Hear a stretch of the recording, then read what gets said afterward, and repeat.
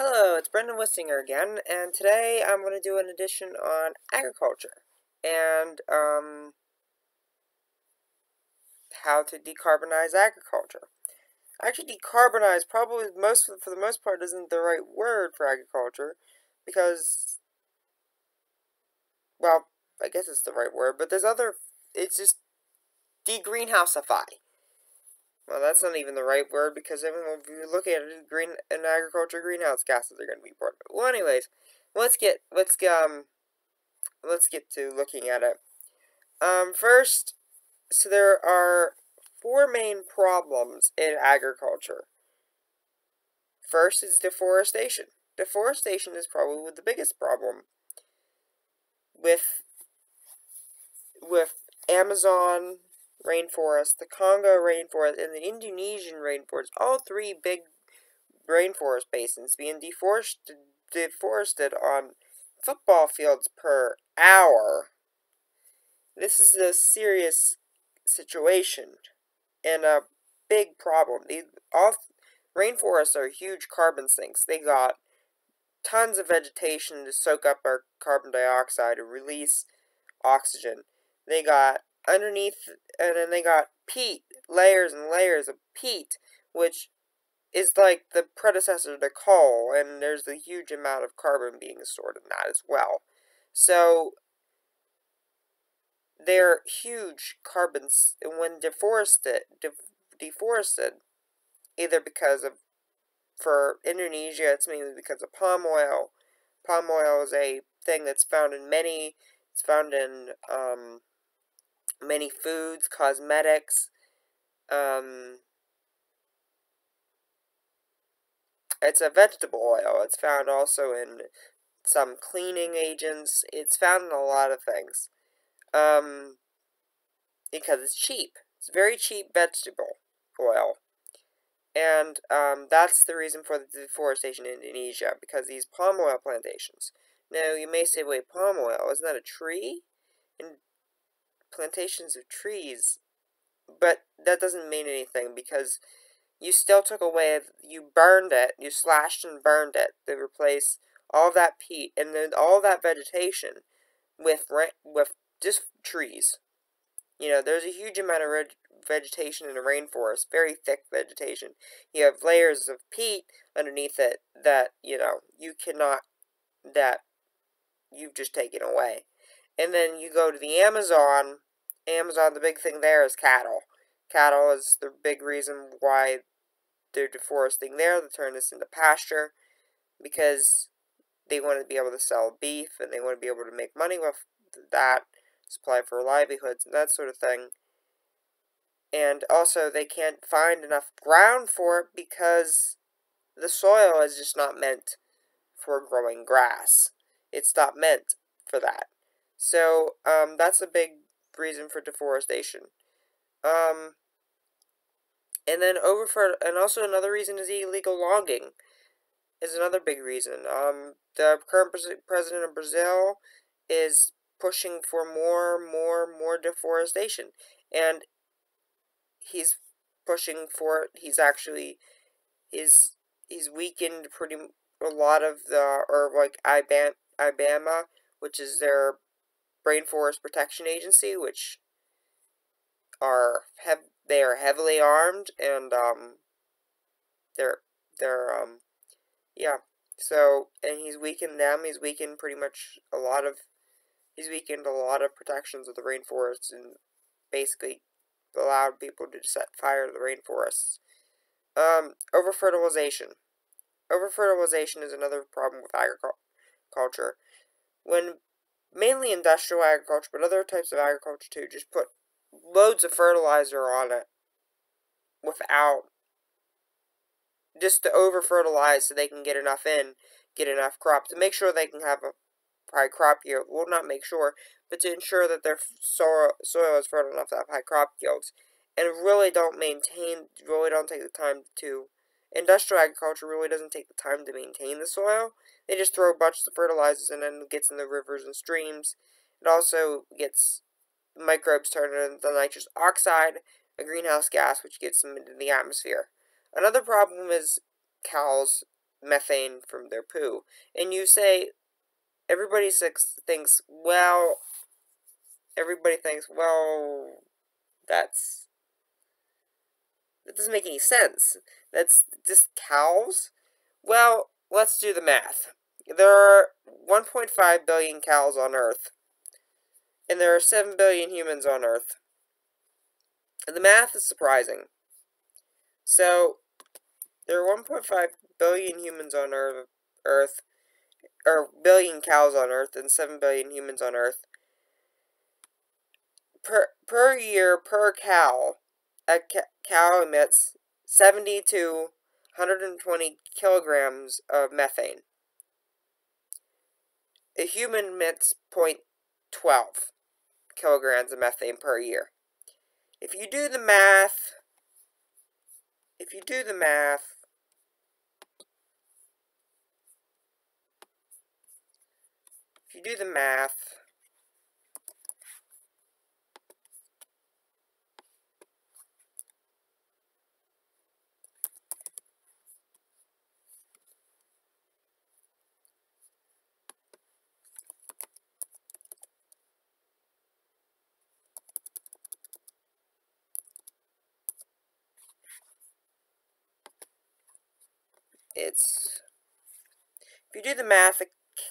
all the world's cows release 142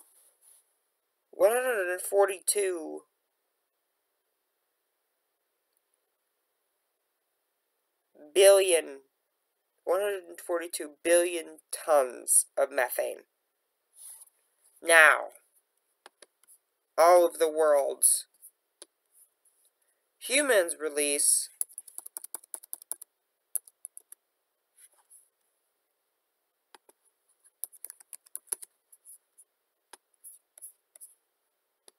840 million tons. So that comes out to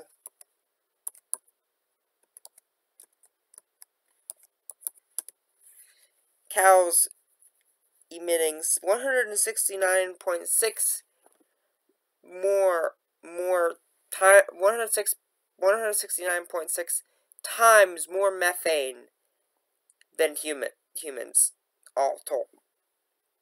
That is a lot. And they don't fart out the methane, by the way. They belch it. They release it through the mouth. But I'm going to get into how to try to mitigate that. There are ways to mitigate it and don't involve putting bags on cows' mouths. So there are ways to do that. But I'm going to get into that in a minute. And I'm going to get into that in a little bit. Industrial farming over small family-owned farms.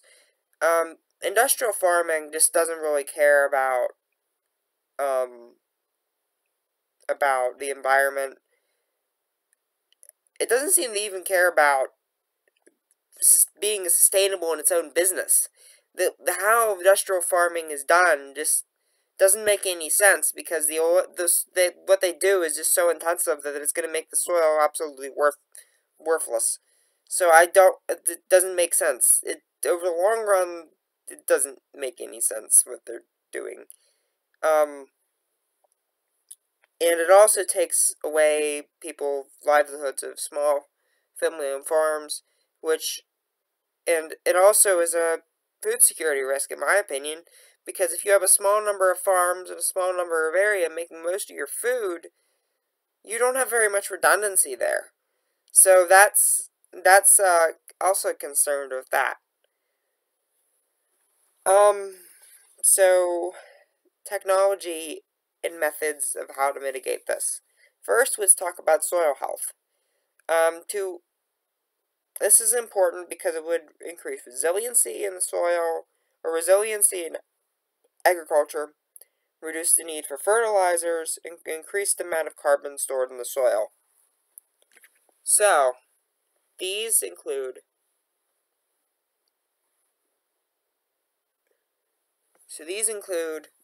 biochar is one of the things. Biochar is basically stuff, and I said stuff. organic material. There's not much really beyond that's burned in a low oxygen environment. And particularly when I mean stuff rich in nitrogen, potassium, and phosphorus, burned in a low oxygen environment to create a very good fertilizer. That can be helpful. Another thing is regenerative agriculture. This is the big thing. If anything I want you to take out of this, is regenerative agriculture. Most small family farms implemented some, if not all, points in regenerative agriculture. The problem is industrial farming, where we get most of our food. Most of our food doesn't come from small family farmers. It comes from industrial farming. The farms you see passing down the road usually aren't where your food comes from. It's industrial farms. So, regenerative agriculture. Included in this, cover crops and crop rotation.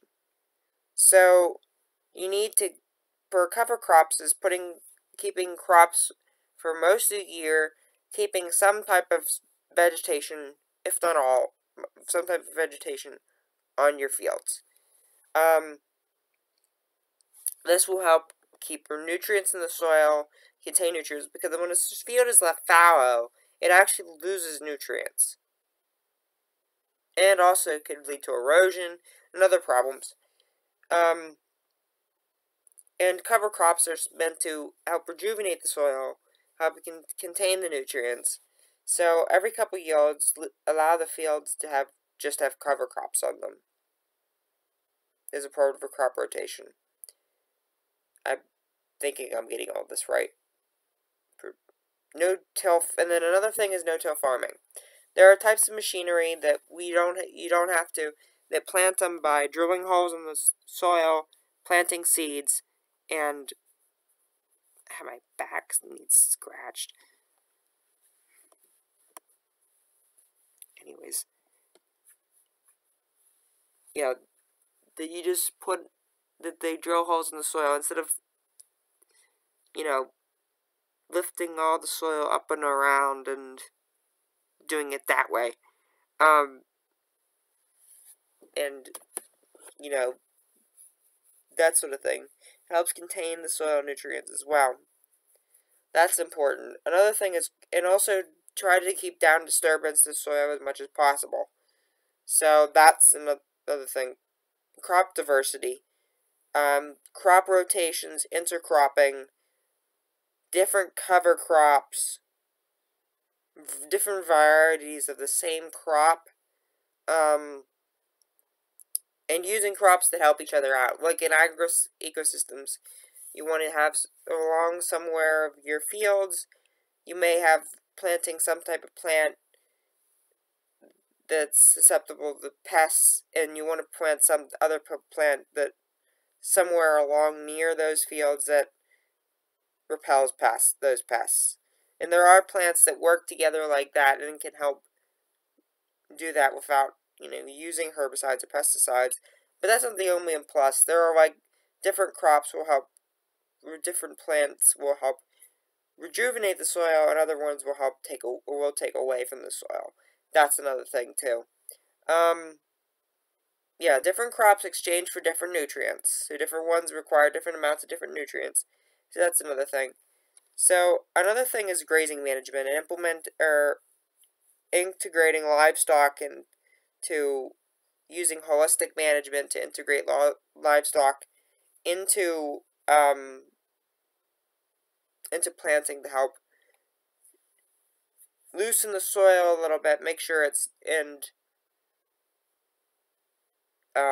pack it down and leave manure on the soil to help fertilize it, that sort of thing. And also grazing management, move the livestock around the pasture to prevent overgrazing. If you keep them in one spot, they'll tear up everything. Livestock that's allowed on farmland for short periods of time, that sort of thing. Compaction I don't think is going to be a good thing for your soil, but I think it gets moving, tear up the soil a little bit can help, but also, the main thing is it can help fertilize it. And then integrated pest management. And this is using other type forms of pest control before pesticides. And using natural pesticides before chemical pests, or like manufactured chemical pesticides. So that's another way to go about this. And that's important, and that will help with that. But some pesticides can't be I'm sort of disagree with organic farming, because if I think that would put a lot of our agriculture being susceptible to different risks. But I do think we do use regenerative agriculture and IPM, integrated pest management. Okay, reduce over-fertilization emissions. Precision agriculture. So this involves this optimizes water, fertilized pesticides, and helps find problems in the field. This involves using drones, GPS, computer models, and other things like that. So the idea is to use drones to identify, in different like infrared cameras and other stuff, to identify pests, diseases, weeds, help manage soil health, water and nutrient needs, and crop health. And also use the GPS and computer models to track where these are, recognize patterns. For example, you might recognize an area that's of the field that's low on a certain nutrient, and you can add fertilizer to that while keeping the rest of your field free of that fertilizer. You can see certain areas get more waterlogged than others, or whatever. Waterlogged seems extreme for wording of that, but anyways, and different things like that. That's another way to use that. Use natural soil fertilizers to help with, and use chemical manufactured fertilizers, just like pesticides, as more of a last resort. Increasing offsets. So I'm going to get this a little bit. We need to pay farmers for their environmental services in helping offset our emissions. And if you want me to see more on offsetting, go to my one on activism and Greta Thunberg, and I'll talk more about offset there. Basically, offsets are things that you can buy to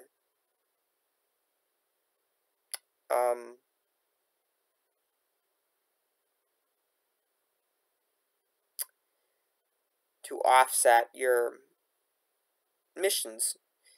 I don't think they're. I think that if you're going to use them, they got to be negative emissions. And I think that shipping, aviation, and industry got to have the priority on them, not all the not other sectors. Other sectors have to decarbonize. They can decarbonize, and they should have decarbonized completely. Decreasing energy emissions. So, we have biogas, electrification, and increasing electrical efficiency. So, you can use electrical tractors, which is starting to come online. It's in research stages. But more thing is biogas tractors. Through anaerobic digesters, you can create renewable natural gas, which is basically natural gas created from natural resources, and you regrow the plants again, so it's renewable. Increasing electrical efficiency on farms, that's another thing too. Better systems for that. Dealing with methane. So we can do methane capture and our manure containment areas. We can do that to help capture the methane for the most part. And then anaerobic digesters. Use that to get fertilizer. Anaerobic digesters are something where you take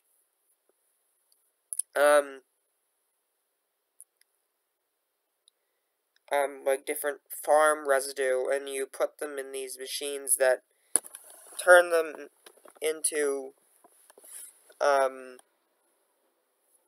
solid form waste that can be used as fertilizer,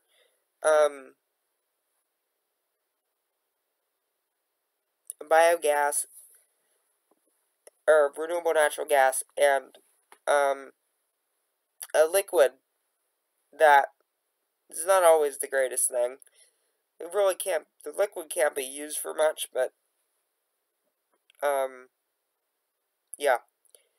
And they're usually doing it by I think they're burning them in a low oxygenated environment, I believe. Don't quote me on that. But anyways, so using anaerobic digesters to deal with methane, that can take, you know,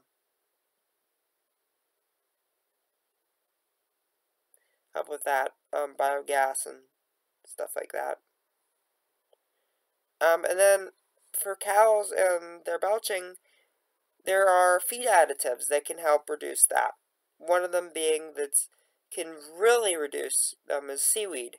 Seaweed is there's one strain of seaweed that doing research on currently that can reduce emissions by 99% from cows, and most of the other ones can reduce their emissions astronomically. So these can really help reduce emissions and help actually be less carbon intensive. But that doesn't mean cows are off the hook. The IPCC released a report called Land Use and Climate Change that sort of points to meat like deforestation in Brazil, but another big thing, the biggest thing is, or the thing is that a lot of our especially beef, but meat in general, but especially beef, is very inefficient at getting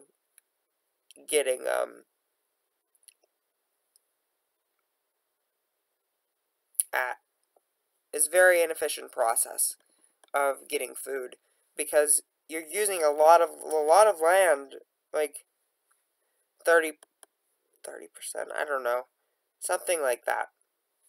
I'll have to look it up.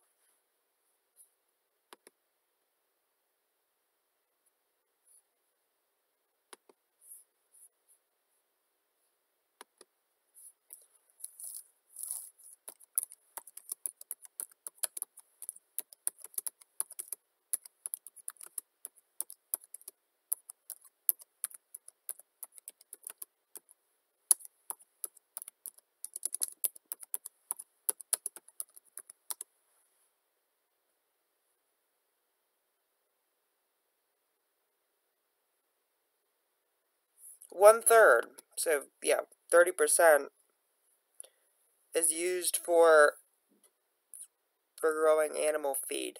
So that's one third of the land on Earth is used for growing animal feed.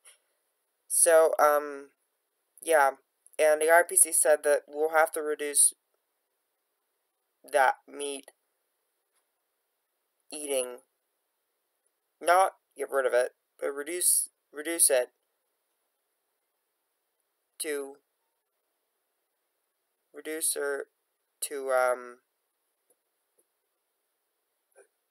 solve climate change.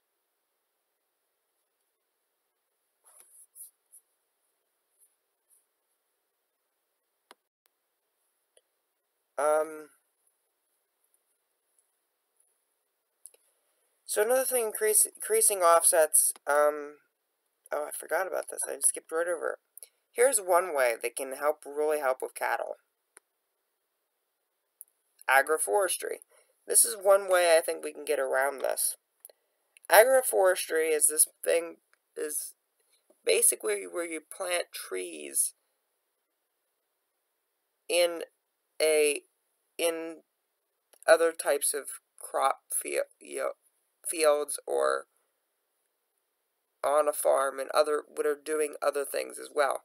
This could help cattle, like, with the heat stress of climate change as well. This could help give them shade and that sort of thing.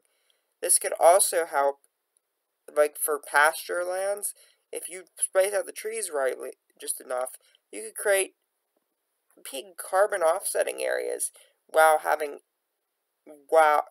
you can create carbon offsetting areas, grow crops, and feed and have cattle or other animals, agriculture in those areas, and it would be very much, they would be off, pretty much, it would offset a lot of things, a lot of emissions. That's really one helpful way of getting around that, because, you know, you could grow an orchard too, and at least I think, grow an orchard, and, you know, that works. So farm health. So another thing is agroecosystems. So agroecosystems, I already talked about a little bit with intercropping and crop diversity and integrated pest management. But another thing is you can add good bacteria to the soil to help rejuvenate the soil. You can also put in areas of flowers and other plants that pollinators like, to attract pollinators to help pollinate your crops. That sort of thing is agroecosystems. And building homes for pollinators and that sort of thing. That's agroecosystems. It's trying to make an ecosystem for agriculture. Instead of having nature, like in intensive agriculture, in industrial agriculture, nature is working against the agriculture. Agroecosystems in regenerative agriculture are using nature to work with it and help move the agriculture forward. So it should help. So I mean, it would be helpful for yields anyways, and it adds resiliency. So it should be better for yields. It's like why regenerative agriculture has not been implemented in industrial agriculture, to me, is like why organizations have not de-invested from fossil fuels, which I'll talk about in finance, edition on finance. Like, why haven't you de-invested? Because their stocks are already dropping. Why haven't you switched to regenerative agriculture? It's more resilient, and if you do it correctly, you can get better yields. So I don't understand. Just because they want to hurt the world, I guess. Just because they're stupid. Industrialized countries. So, other things we could do for adaptation. In industrialized countries, well, both of these, I actually shouldn't say industrialized countries, which is in developing countries, industrialized countries, but there's some things specific to developing countries. Expand crop insurance and make it and include climate change in those actuary tables and that sort of thing. Do more urban agriculture so we have more food in urban areas. Teach farming to children, grow gardens and that sort of thing. Reducing food waste. That's another important thing, to reduce food waste. Because, like, I'm going to get more into that in a little bit in policy. And having carbon offsets, GMOs. A lot of people don't like GMOs, genetically modified organisms. And the people say, what is GMOs? Genetically modified organism is just what it says. A genetically modified organism, let's say you have a strain of corn that's drought resistant, and you Okay, scratch that. You have a strain of corn that you want to be drought resistant. Sweet corn you want to be drought resistant. This may be a little random, but we're going to take a gene from a cacti, or from a succulent, or drought-resistant plant, and we're going to put it in corn to create more drought-resistant plant. I don't think, not sure if that would work that way, but you say you want to take this gene out of there and put it into there. Now, you can't breed a succulent and corn together normally. It's like breeding a lion and an elephant. It just won't work. You can't get them to combine. So instead, they take the genome of corn and the genome of the cacti, and they go in their genome and they scan the genome and find the genes that they want to make the corn drought resistant. They cut them out of the cacti, and then they cut into the genome of the corn and then place the gene in there. Basically, it's breeding an elephant and a lion together or something like that. You're doing things with two natural things. I do think that this should be labeled, but I don't think it should say GMO. I think it should say it contains genes of such and such plant, or the common name of a plant. I think that would be a lot less scary if they did that rather than say includes genetically modified organisms. And the biggest reason why you would want labeling of GMOs is just so people with allergies can be sure that that they're avoiding things that they're allergic to. Because I'm pretty sure you can be allergic to almost anything. So that's about the only thing that I would say is wrong with the only thing with GMOs. So I agree with GMOs. This also can be helpful for rice. Rice creates nitrous oxide. Rice creates nitrous oxide. If they're developing GMOs for it that can help reduce emissions from rice. So that's helpful. Another thing, it can make more drought-resistant plants, which could help us adapt to climate change. And then another one is artificial insemination. This is a technology that has been around for a while.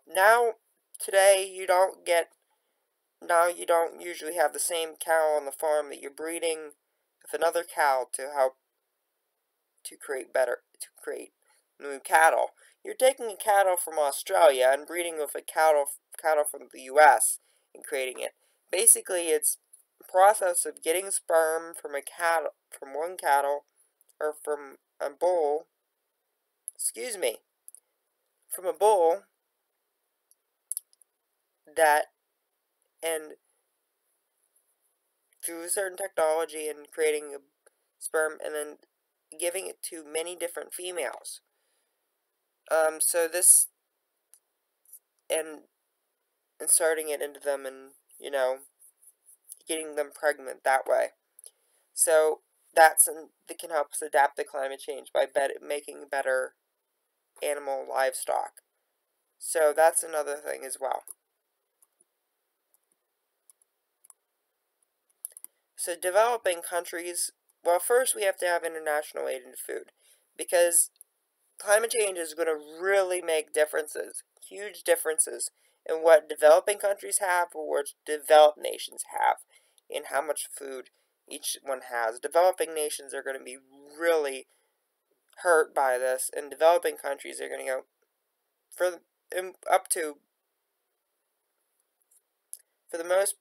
up until a certain point, are just going to go, up to like 2.5 degrees. It's not completely terrible for developing countries, but it could be bad. Like the U.S. is in the middle ground. It could be bad for the U.S., really bad. I think 2.3 degrees, because of what the fourth National Climate Assessment said. So, yeah, I know a lot of climate change reports. So, Another thing is training services to subsistence farmers, teaching them soil health and conservation, regenerative agriculture, irrigation, a lot of basic soil health things like contour farming and that sort of thing, they don't know. They don't know the things that we implemented during the Great Depression because of the Dust Bowl. They don't know those things. If we can make them implement them, help show them more irrigation methods, show them different crop methods to help them, that would be a big beneficial, because some of it is their own fault for the deforestation or desertification of those crop regions. Another part of it is climate change as well. It's causing more droughts and that sort of thing. Like in the Sahel, it's part desertification because they don't know how to grow crops effectively, but it's also part climate change. So that's why a lot of environmental refugees are leaving, or a lot of people are leaving there and becoming environmental refugees and moving north to Europe. So increasing property rights and expanding credit to subsistence farmers. Help funding so subsistence farmers can farm like people in the U.S. Expanding property rights to make sure farmers have rights of, what they need to do. Also, they need the right to work on their own equipment and that sort of thing, because a lot of farming equipment is like Apple cell phones. You can't repair it. They won't let you repair it. Protecting fisheries. So creating more aquaculture systems, implementing marine protected areas, and establishing lower quotas.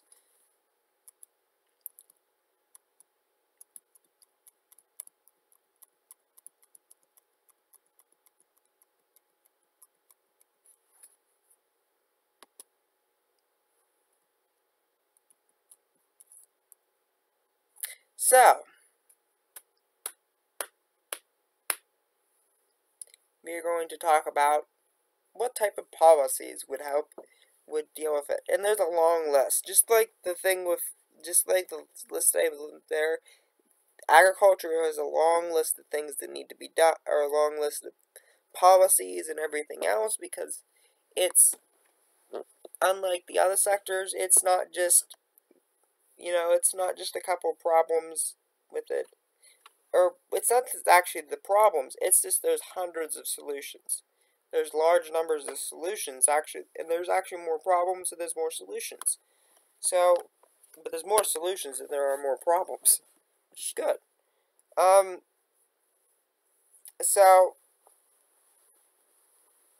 So prioritizing small family-owned farms over big agribusinesses. For the last couple, at least a couple decades, the U.S. Department of Agriculture has put industrial farming before family farmers, and that's just a big mistake. That has caused loss to livelihoods. That's caused us loss of food security and resilience. That has hurt for rural communities. That has hurt a lot of different angles. It has pushed family farmers out of business, and it's a bad climate policy. It's hurt the environment. It's just a bad policy altogether. The only thing that's going good from that is you just have more food. It's not even resilient food. It's just more food. That's not a good way to look at it. It's not a good way to look at it. So, agroecosystems advanced. So, one thing I think would help is, for regenerative farming, having grants and a grant and a tax credit for that. For agroecosystems, implementing a grant and tax credit for that. Creating a new nitrous oxide management strategy and funding more of it through a grant and that sort of thing to manage nitrous oxide and the fertilizers and stuff, and make a more stringent strategy for that. Precision agriculture grants and loans. Precision agriculture and anaerobic digesters are going to be things that are expensive, both of those are going to be things that are really expensive, so we need to be there to help farmers do that. And most of this stuff should go towards helping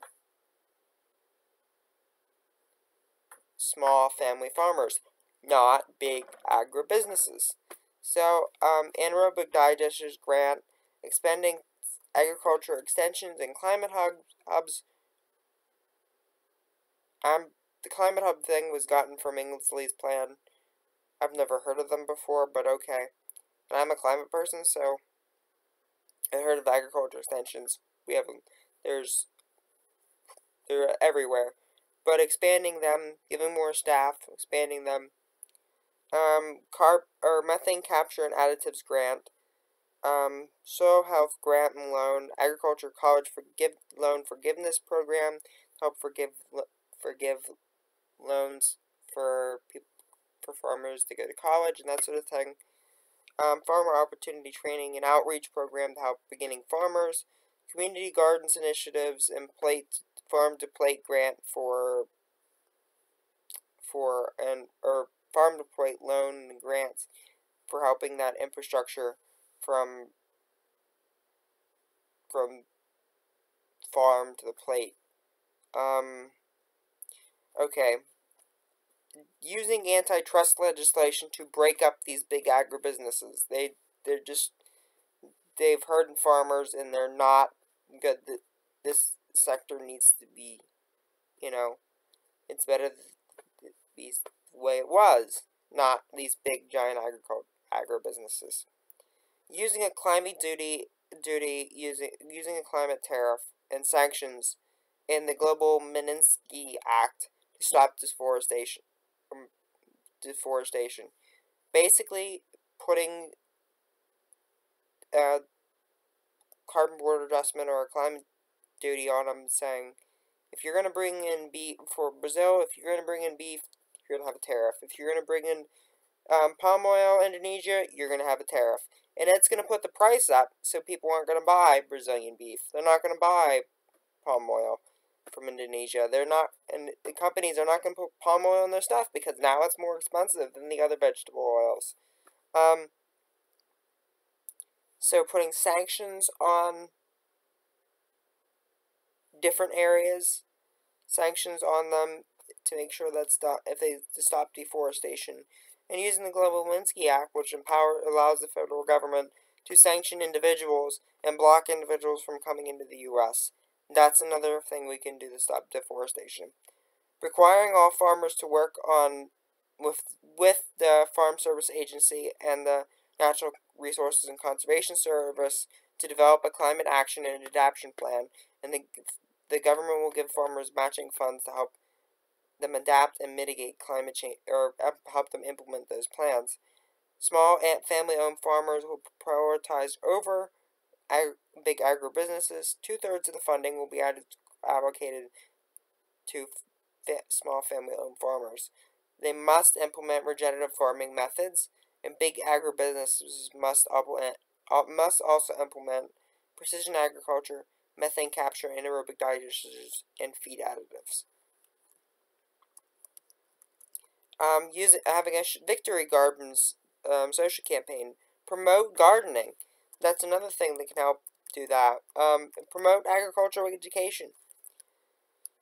Carbon offsets funding. Paying farmers for carbon removal. This will pay farmers a certain amount for every ton of carbon that they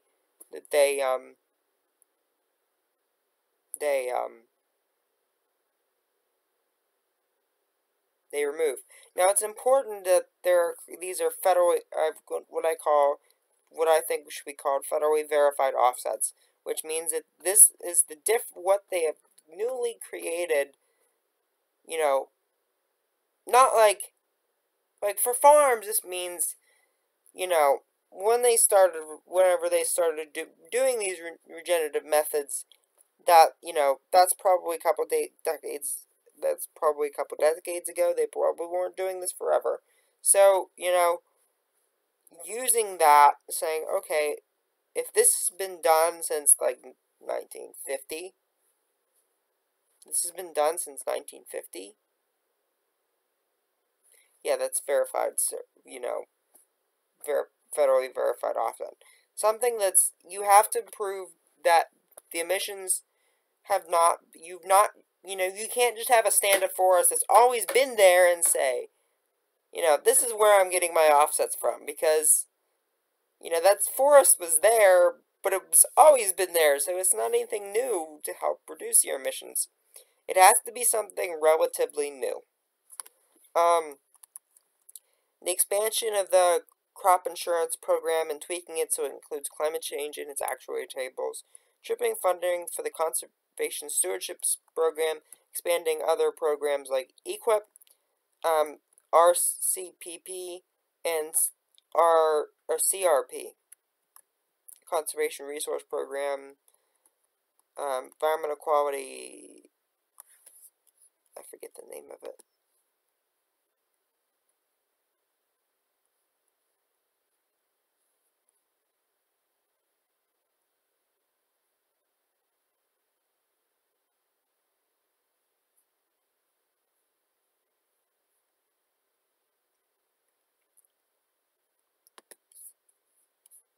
Hold on.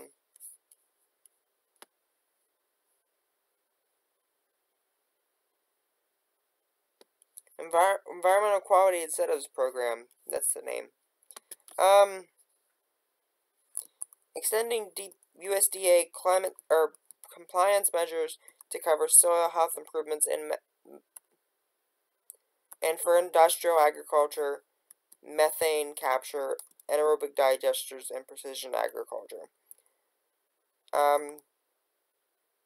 Launching a targeted new nitrous oxide management strategy with more funding and voluntary technical assistance and incentives. Building a yard waste and better waste management partnerships with the EPA and waste management companies and agriculture to help provide compost. Expanding federal sod saver policy to preserve grasslands nationwide. Expanding capacity at National Resources Conservation Service by nearly 3 times. Rewarding farmers for doing methane capture, just like they're doing for carbon offsets. Promoting a multi-strategy methane capture, including conversion to dryscape, composting, gestate, innovations in animal feed, enhanced solid separation, and thermochemical conversion, deploying anaerobic digesters, establishing an agency called ARPA-AG. There are 2 ARPAs in the government, DARPA and ARPA-E. Now these two, DARPA is Defense Advanced Research Projects Agency, and then ARPA-E is Advanced Research Projects Agency's Energy. I think that there should be 4 ARPAs.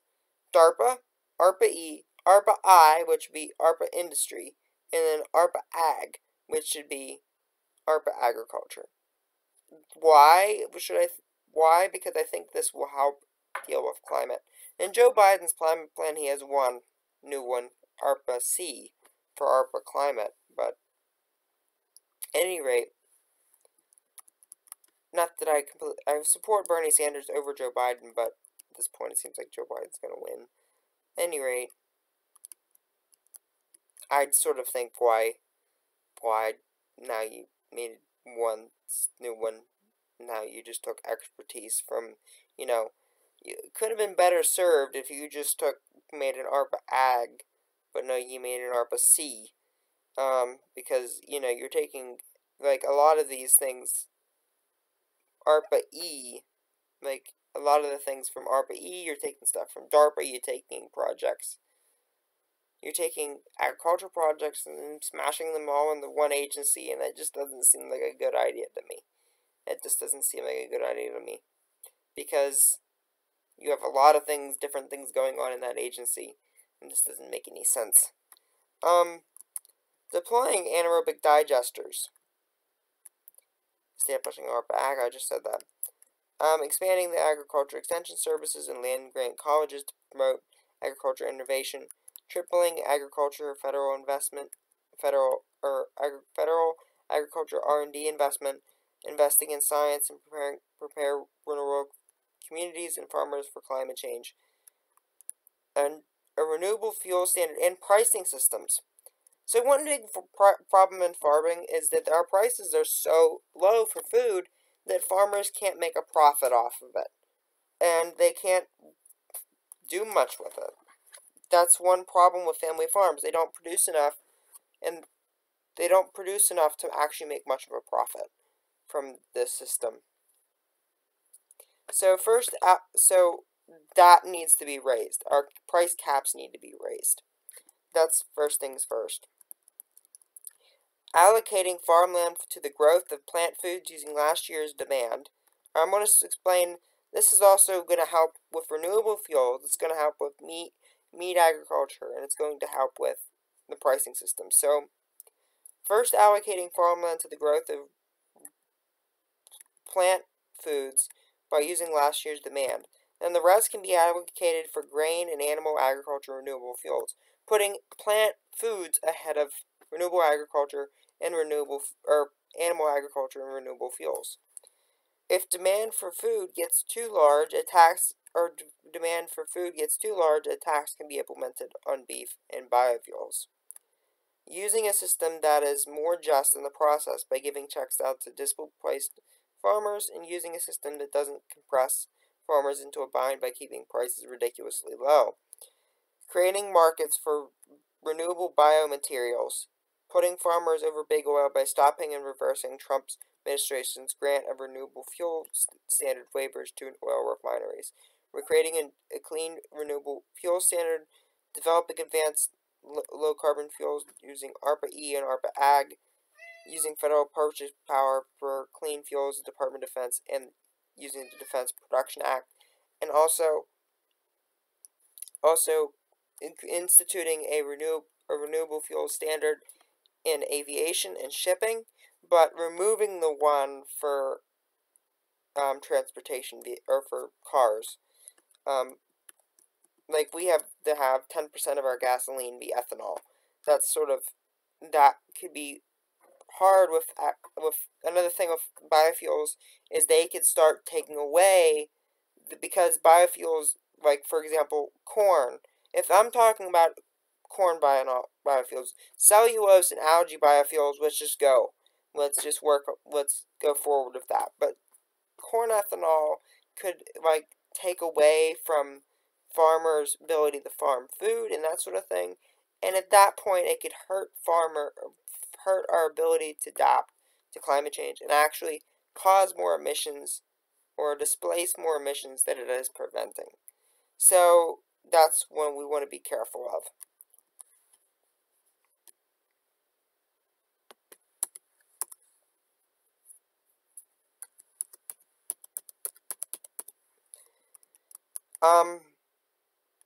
Ending Trump's anti-trade agenda, or at least working on an economic trade environmental labor agreement would allow China free trade while protecting the environment and ensuring the protection of jobs and workers. We build a stable, long-term agriculture trading partners by increasing investment in the USDA market access program. Really, I am not sure whether that we should just end his tariffs or make a purpose to them, because it's just hurting farmers and it's not doing any good. At this point, why are you doing this? It doesn't make any sense. But I think also that America has transferred to a services-oriented economy, and there's not much way you can go back from that. So,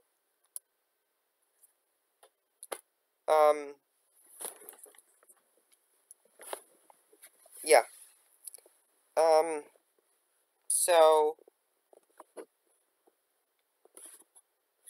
But I think we need to help farmers and stop all these tariffs. Protecting against agribusiness consolidation using antitrust legislation to break up big agribusinesses. Investing in farm, I can't stress that enough. Reinvesting in farm, climate, weather, data, and planning. Investing in NOAA and the U.S. Weather Service. Investing in American food security and supporting family growers through existing programs like supporting specialty crops and precision agriculture and SNAP. I don't know why Inslee's plan clumped specialty crops, precision agriculture, and SNAP together, but okay. Helping farmers grow. Some of these I edited. Some of these I didn't. Like the renewable fuel standards and pricing systems, I edited it. Helping farmers grow climate smart products by providing them with crops and products that are climate smart. Giving farmers the right to repair their own farm equipment. Protecting farm workers' rights from protecting farm workers from impacts of climate change by passing the, I'm going to butcher this name, but okay, Asunción Valdivia. I know it's been a while since I've had Spanish class, and I know I just butchered that name. Hedonist and Fatality Prevention Act. Immigration reforms to support farm workers, document undocumented immigrants, undoing Trump's changes to the H-2A visa, lifting caps on immigration and making them responsive to changes, undoing the public charge rule, remaining Mexico rule, the no-tolerance policies, allowing undocumented immigrants to stay in the agriculture sector, but enforcing laws upon them if they move out of the agriculture sector until they have a green card. Fixing our immigration detention and immigration enforcement system by giving nonprofits residency inside and splitting ICE into 3 different agencies, and ensuring basic human rights that families can stay together, and protecting farm workers' rights and allowing farm workers to organize and join a union, committing federal resources to strengthen laws to stop wage theft, and yeah. And then helping diverse beginning women and young farmers succeed, leveling the playing field, farming field, and racial equity. That was weird. That was a weird wording. I guess wanted to put a play on it, but made me mess up there. Breaking down barriers for land access through grants and loans for land and for education. Allowing young farmers and ranchers to be eligible for the public service loan forgiveness program and supporting women farmers. And I think I got to the end. So that is all of the list of policies for agriculture. For the next edition, I think I'm going to focus on a just transition and climate justice. So I'm going to focus on justice for Native communities, addressing environmental racism, addressing making sure there's a just transition, and providing justice for frontline communities. So, thank you for watching. See ya. Bye.